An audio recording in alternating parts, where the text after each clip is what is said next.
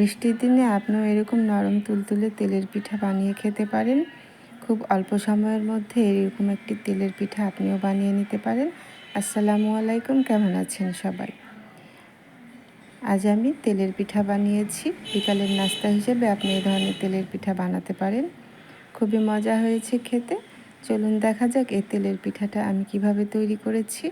প্রথমে আমি নিয়ে নিয়েছি 1 কাপ চালের গুঁড়ো, আরও নিয়ে নিয়েছি হাফ কাপ ময়দা, আরও দিয়ে দিলাম 1 চামচ বেকিং পাউডার আর সামান্য পরিমাণ লবণ।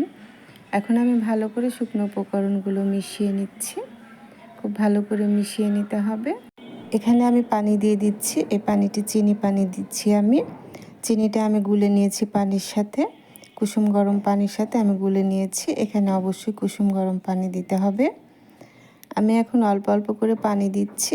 এখানে আমার 2 কাপের মতো কুসুম গরম পানি লেগেছে। আপনারা যদি কুসুম গরম পানি দিয়ে গুলে নেন তাহলে পিঠাটা ভালো ফুলকো হয়। আমি এখন খুব ভালো করে গুলে নিচ্ছি। তেলের পিঠার আটার গোলাটা আমি এরকমই রাখতে চাচ্ছি। এর থেকে বেশি পাতলা বা ঘন করা যাবে না।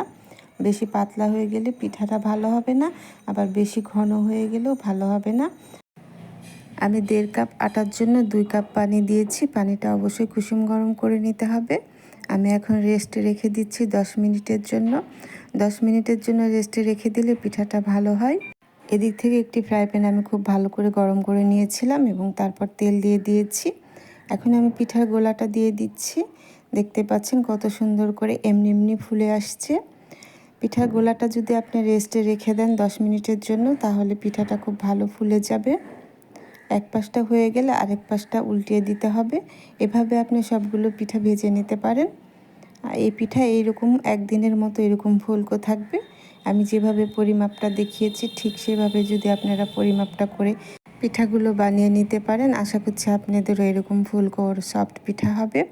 বাহিরটা ক্রিস্পি থাকে আর ভিতরটা সফট থাকে।